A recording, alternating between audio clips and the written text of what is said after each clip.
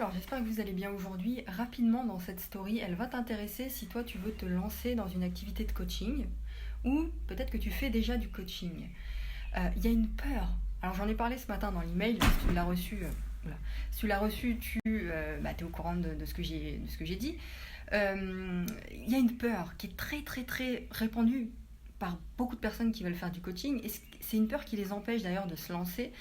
On se dit, tu vois, c'est peut-être ton cas, voilà, moi j'ai peur de ne pas réussir à donner du résultat à la personne que je suis. Qu'est-ce qui se passe si je prends quelqu'un en coaching mais que je lui donne pas de résultat, tu vois?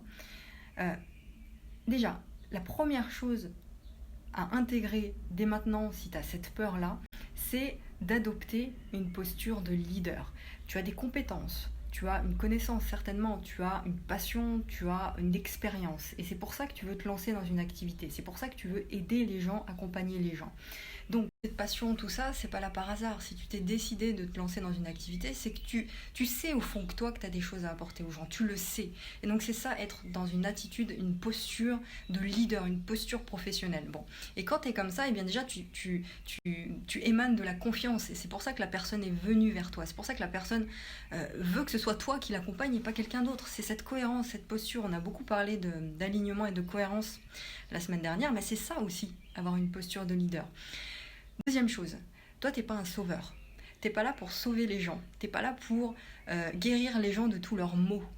M-A-U-X et pas M-O-T-S.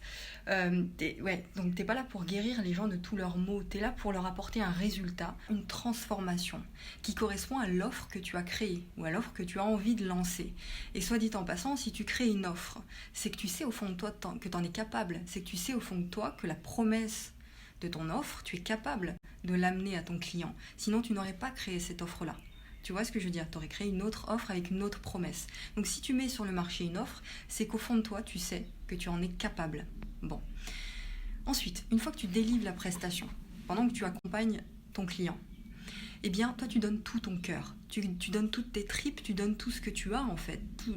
Voilà, tu donnes de ton temps, tu réponds aux questions de la personne, tu accompagnes la personne, tu l'écoutes, enfin, tu fais tout ce que tu peux si tu veux.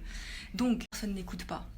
Si la personne n'applique pas ce que tu lui demandes d'appliquer pour atteindre son résultat, en aucun cas tu es responsable de ça. On est d'accord?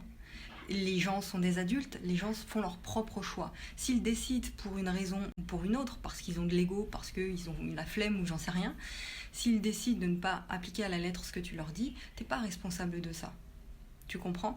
Donc, en aucun cas, je répète, tu es un sauveur, en aucun cas tu es là pour courir après les gens pour qu'ils appliquent ce que tu leur dis, en aucun cas tu ne peux être responsable de tout. Toi tu donnes le meilleur, maintenant c'est à eux ensuite de faire le reste du chemin. Tu comprends? Tout en étant présent, tout en étant à l'écoute, tout en étant là pour la personne.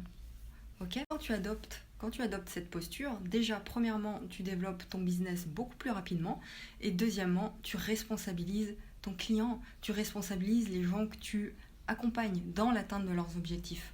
Parce que tu le sais, tu n'es pas là pour faire à leur place. Donc cette attitude, ils doivent le ressentir eux. Et s'ils le ressentent, tu les responsabilises. Et là, ils feront réellement les choses pour atteindre leurs objectifs. Ok? Voilà par rapport à ça. Et tu verras qu'une offre, de toute façon, quand tu te lances dès le début dans du coaching, quand tu commences de zéro, eh bien, tu comprendras que ton offre, en fait, tu vas l'améliorer au fil du temps. Au début, ce ne sera pas parfait. Rien n'est parfait dès le départ. Et après, tu vas optimiser, tu vas améliorer les choses en fonction des résultats que tu apportes, en fonction du comportement des gens, etc. Tu vas améliorer tout ce que tu fais. Voilà, j'espère que ça a pu t'aider. Dis-moi en commentaire ce que tu en penses. Et puis, dis-moi si tu fais du coaching d'ailleurs. Ça m'intéresse. Dis-le moi dans les messages privés. À tout à l'heure.